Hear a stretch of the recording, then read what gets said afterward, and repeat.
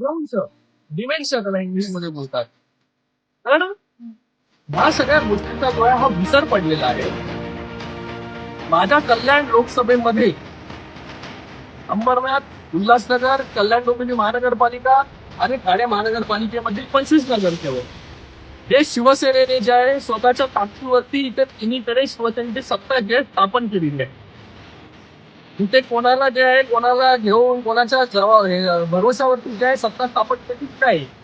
100% सत्ता जी आहे शिवसेनेची आहे या कल्याण लोकसभेमध्ये. त्याचबरोबर जर जास्त कुंपणी असेल तर येणाऱ्या लोकसभेमध्ये कल्याण लोकसभा किंवा ठाणे लोकसभा जिथे उभं राहायचंय तुम्हाला किंवा तुमच्या मुलाला ओपन चॅलेंज कळलं. तर जिथे उभं राहायचं तिकडे उभं राहा. डॉक्टर तुमच्या समोर उभा राहील. आणि मी एक रिक्वेस्ट पण करेल आमच्या महायुतीच्या नेत्यांना की पुढच्या वेळी जेव्हा निवडणूक होईल तेव्हा याची निवडणूक पूर्ण करू द्या.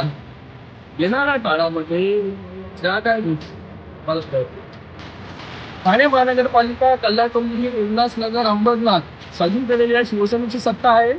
या सुलतान सिद्धेच्या मतदारसंघामध्ये 3.5 कॉर्पोरेशन येतात. 3.5 पैकी 3.5 कॉर्पोरेशन मध्ये शिवसेनेचे वर्चस्व आहे. नवी मुंबई महानगरपालिकेमध्ये 10 जागा ज्या कमी झाल्या या आमच्या स्वतःच्या चुकीमुळे झाल्या.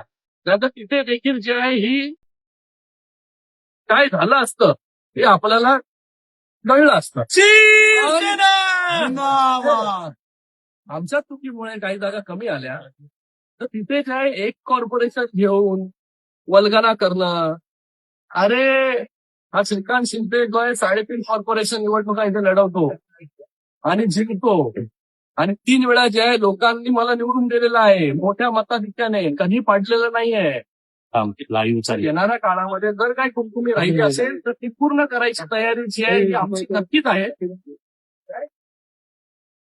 शिंदे साहेबांच्या नादाला तुम्ही लागा, डॉक्टर श्रीकांत शिंदेच्या नादाला लागू नका.